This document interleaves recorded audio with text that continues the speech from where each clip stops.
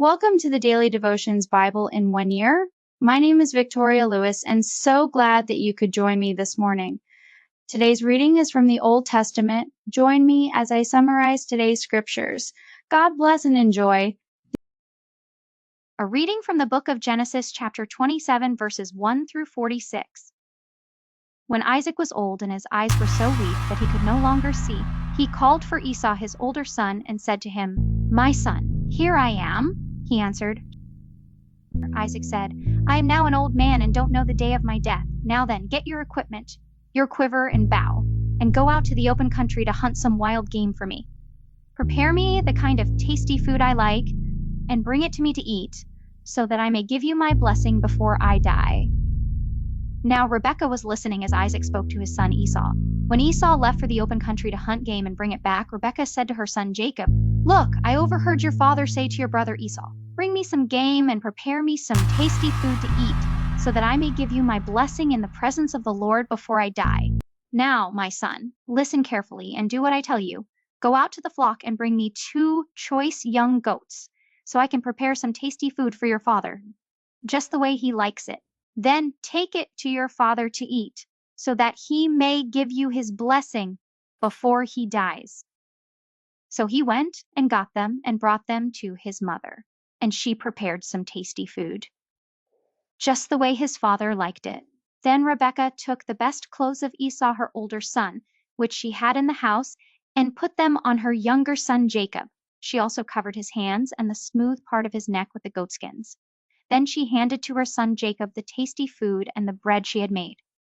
He went to his father and said, "My father." "Yes, my son," he answered. "Who is it?" Jacob said to his father, "I am Esau, your firstborn. I have done as you told me. Please sit up and eat some of my game so that you may give me your blessing." Isaac asked his son, "How did you find it so quickly, my son?" "The Lord your God gave me success," he replied. Then Isaac said to Jacob, "Come near so I can touch you, my son, to know whether you really are my son Esau or not." Jacob went close to his father Isaac, who touched him and said, "The voice is the voice of Jacob, but the hands are the hands of Esau." He did not recognize him, for his hands were hairy like those of his brother Esau. So he proceeded to bless him. "Are you really my son Esau?" he asked. "I am," he replied. Then he said, "My son, bring me some of your game to eat, so that I may give you my blessing." Jacob brought it to him, and he ate, and he brought some wine, and he drank. Then his father Isaac said to him, "Come here, my son, and kiss me." So he went to him and kissed him. When Isaac caught the smell of his clothes, he blessed him and said, "Ah, the smell of my son is like the smell of a field that the Lord has blessed. May God give you heaven's dew and earth's richness, an abundance of grain and new wine. May nations serve you and peoples bow down to you. Be Lord over your brothers, and may the sons of your mother bow down to you. May those who curse you be cursed, and those who bless you be blessed."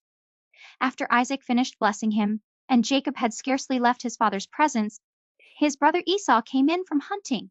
He too prepared some tasty food and brought it to his father. Then he said to him, "My father, please sit up and eat some of my game, so that you may give me your blessing." His father Isaac asked him, "Who are you?" "I am your son," he answered, "your firstborn Esau." Isaac trembled violently and said, "Who was it then that hunted game and brought it to me? I ate it just before you came, and I blessed him, and indeed he will be blessed." When Esau heard his father's words, he burst out with a loud and bitter cry and said to his father, "Bless me, me too, my father." But he said, "Your brother came deceitfully and took your blessing." Esau said, "Isn't he rightly named Jacob? This is the second time he has taken advantage of me. He took my birthright, and now he's taken my blessing."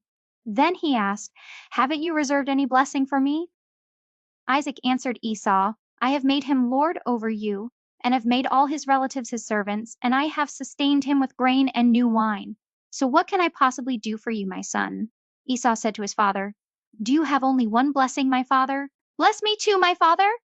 Then Esau wept aloud. "Your dwelling will be away from the earth's richness, away from the dew of heaven above. You will live by the sword, and you will serve your brother. But when you grow restless, you will throw his yoke from off your neck."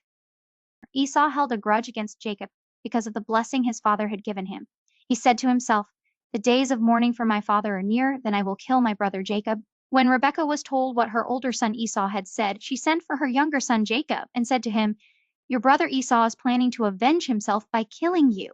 Now then, my son, do what I say. Flee at once to my brother Laban in Haran. Stay with him for a while until your brother's fury subsides. When your brother is no longer angry with you and forgets what you did to him, I'll send word for you to come back from there. Why should I lose both of you in one day?" Then Rebekah said to Isaac, "I'm disgusted with living because of these Hittite women. If Jacob takes a wife from among the women of this land, from Hittite women like these, my life will not be worth living." A reading from the book of Genesis, chapter 28, verses 1 to 22. So Isaac called for Jacob and blessed him. Then he commanded him, "Do not marry a Canaanite woman.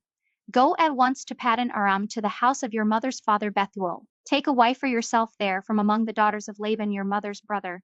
May God Almighty bless you and make you fruitful and increase your numbers until you become a community of peoples. May he give you and your descendants the blessing given to Abraham, so that you may take possession of the land where you now reside as a foreigner, the land God gave to Abraham." Then Isaac sent Jacob on his way, and he went to Paddan Aram, to Laban son of Bethuel the Aramean, the brother of Rebekah, who was the mother of Jacob and Esau.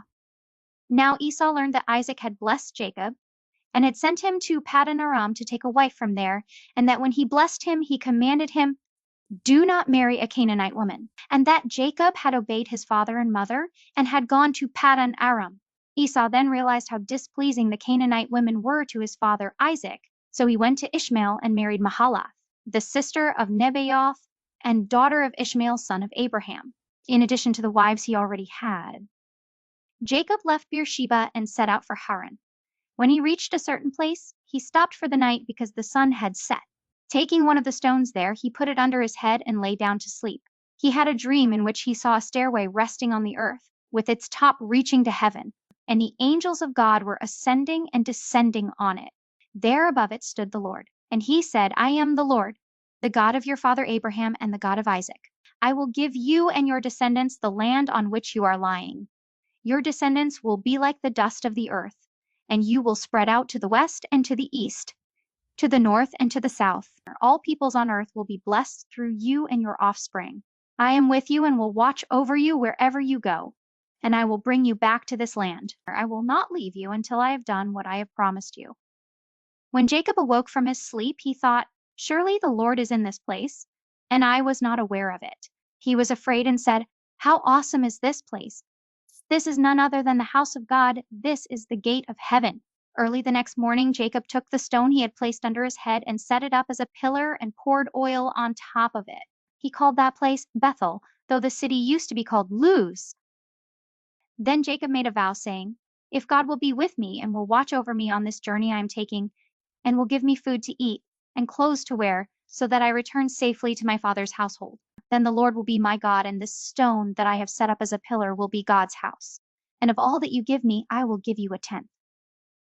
Thanks so much for watching. Join me 3 times a day, every day, as we capture the entire Bible and all of its wonders in 365 days. For other scriptures, consider watching all 4 parts of my series, Old and New Testaments, Psalms, and Proverbs. Thanks again. God bless and Godspeed.